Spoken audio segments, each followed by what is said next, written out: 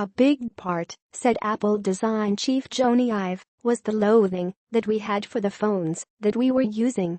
But the iPhone, sold to more than 1 billion and credited with ushering in the era of the smartphone, hasn't been without flaws. When asked by the New Yorker editor David Remnick about the most sold consumer device's biggest misuse, Ive noted that we users just can't seem to put the devices down. I think the constant use. I do think sometimes it's just nice to have space. I think we fill space because we can and not because we should.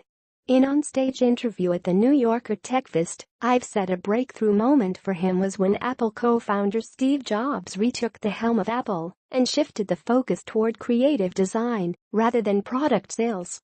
Steve was very clear that the goal of Apple was not to make money. And we were very, very disciplined and very clear about how we configured our goals.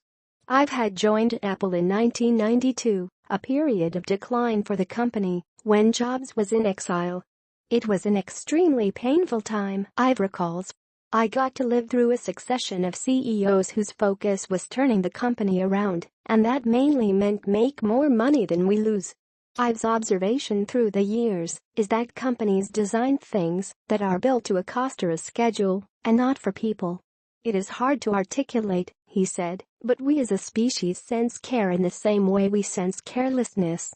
He and Apple's CEO became close friends who had lunch together practically every day and who went on holidays together. There's something about the creative process that I still find remarkable. You know, on a Tuesday, there's not an idea, it's just Tuesday. And on Wednesday there's an idea. And it invariably starts as a very tentative and fragile thought. Ive says he had the most wonderful teacher in Steve. I never met anyone with his focus. Ive didn't give away much about the products Apple is developing for the future. There are certain ideas that we have, and we're waiting for the technology to catch up with the idea. But he says he is excited about artificial intelligence and what new tools that can lead to. And he hinted that there are opportunities around displays. Failure is part of the process.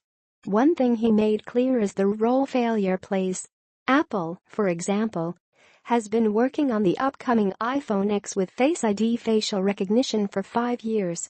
He says 99% of the time, in fact, the things the company is working during the development cycle don't work to Apple's satisfaction. I've sidestepped a final query from Remnick on what his most interesting failure has been. I'm not sure if failure was interesting, he joked while acknowledging that we've made numerous mistakes. But I am confident that the mistakes weren't born from laziness or some self-satisfied belief that it's inevitable that they will be successful. We generally assume it's not going to work unless we can prove otherwise.